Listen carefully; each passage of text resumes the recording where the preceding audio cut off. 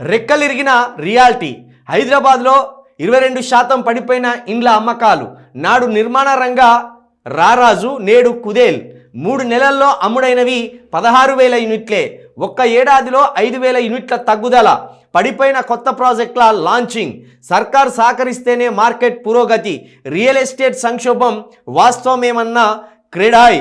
CRE matrix నివేదిక. ప్రభుత్వ వైఫల్యాలపై పరోక్షంగా ప్రస్తావన. ఒకప్పుడు రియల్ ఎస్టేట్కు స్వర్గధామం లాంటి హైదరాబాద్ ఇప్పుడు అపసోపాలు పడుతున్నది. నాడు ఎకరం 100 కోట్లకు విక్రయించిన స్థాయి నుంచి నేడు ఏడాదిలో 70,000 యూనిట్లను కూడా విక్రయించుకోలేని స్థాయికి దిగజారింది. 2023లో అసెంబ్లీ ఎన్నికల హడావిడితో మొదలైన మార్కెట్ స్తబ్దత కాంగ్రెస్ అధికారంలోకి వచ్చిన ఏడాది తర్వాత కూడా కొనసాగుతున్నది. కాంగ్రెస్ సర్కార్ తీసుకున్న అస్పష్టమైన నిర్ణయాలు, హైడ్రా కూల్చివేతలు, తిరోగమన విధానాలు మార్కెట్పై తీవ్ర ప్రభావం చూపాయి. దీంతో ఒకప్పుడు రియాలిటీలో రారాజుగా వెలిగిన హైదరాబాద్ రియాలిటీ రంగం కట్టిన ఇండ్లను అమ్ముకోలేని దీన స్థితికి చేరింది. ఇట్లా అయిపోయింది. గ్లోబల్ సిటీ కాస్త గల్లీ సిటీగా మారిపోతున్నది. గ్లోబల్ సిటీ ప్రపంచంలోనే అత్యంత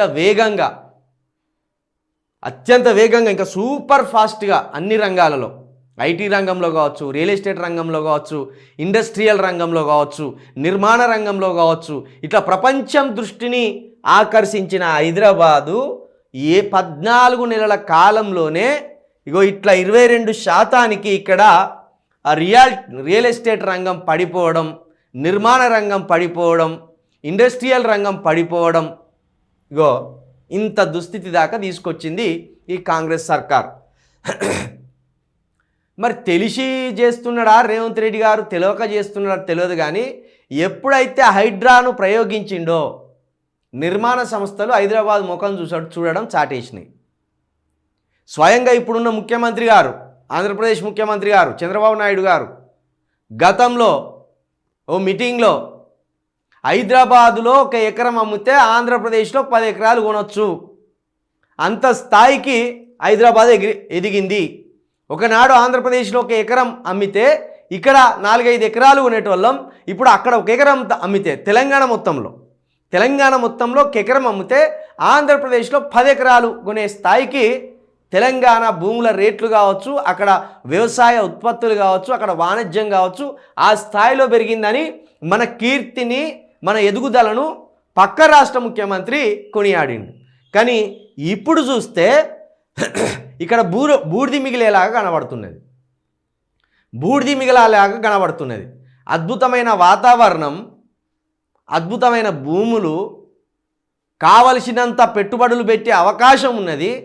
కానీ పెట్టుబడిదారులను ఆకర్షించే విధంగా ఇక్కడ ప్రణాళికలు లేవు. ఒక వాణిజ్యవేత్త ఇక్కడికి వచ్చి ఒక ఇండస్ట్రీ పెట్టుకోవాలనుకుంటే ఆయనను ఏం చెప్పి ఒప్పించాలో కూడా ఇక్కడ మంత్రివర్గానికి కానీ, ముఖ్యమంత్రికి గారు కానీ, వాళ్ళకు సలహాలు ఇచ్చేటోళ్ళకి కానీ అర్థమైతలేదు. ఎక్కడ పడితే అక్కడ హైడ్రా బుల్డోజర్లు కనబడడం వల్ల ఏ భూమి కొందామన్నా అది FTL పరిధిలోకి వస్తుందా, బఫర్ జోన్ పరిధిలోకి వస్తుందా, అది ప్రభుత్వ భూమా, అది ప్రైవేటు భూమా అని లెక్కలేసుకోవడానికే నెలకు దాటిపోతుంది. అలాంటి పరిస్థితుల్లో రియల్ ఎస్టేట్ రంగం పడిపోకపోతే ఇక ఎక్కడ ఎదుగుతుంది ఇది? ఇంత దిగజారిన స్థాయికి రాష్ట్రాన్ని తీసుకొచ్చిన కాంగ్రెస్ సర్కారును ఇంకెందుకు క్షమించాలి రాష్ట్ర ప్రజలు? ఏ రంగంలో మీరు ఈ 14 నెలల్లో పురోగతి సాధించి చూపెట్టిండ్లు? ఇది ఇట్లనే పోతా అంటే ఇంకా 3.5 సంవత్సరాలలో ఈ హైదరాబాద్ బ్రాండ్ ఇమేజ్ కావచ్చు, తెలంగాణ బ్రాండ్ని కావచ్చు, ఇంకా అతాపాతాలనికి మీరు తొక్కేరని మీరేమన్నా హామీ ఇవ్వగలరా? ఇవ్వలేరు. కాబట్టి మొత్తానికైతే రియల్ ఎస్టేట్ రంగాన్ని రెక్కలు ఇడిచిపడేసిండు కాంగ్రెస్ సర్కార్. ఒక్కసారి గచ్చిబౌలి సైడ్కి పోతే ఏ ఫారెనో పోయినట్టు ఉంటుంది. ఆ ఇండస్ట్రియల్ ఏరియా, ఆ సింగపూర్ సిటీ అని, ఆ ఐక్య సెంటర్ పడ్డ దగ్గర మొత్తం ఆ ప్రాంతం మొత్తం వేరే దేశం లెక్క తీర్చిదిద్దిండ్రు గత ప్రభుత్వం. ఇప్పుడు ఇట్లా వీళ్ళేమో ఇట్లా రియల్ ఎస్టేట్ను మొత్తం ఎక్కడికక్కడికి నాశనం చేసి కూర్చోబెట్టిండ్రు.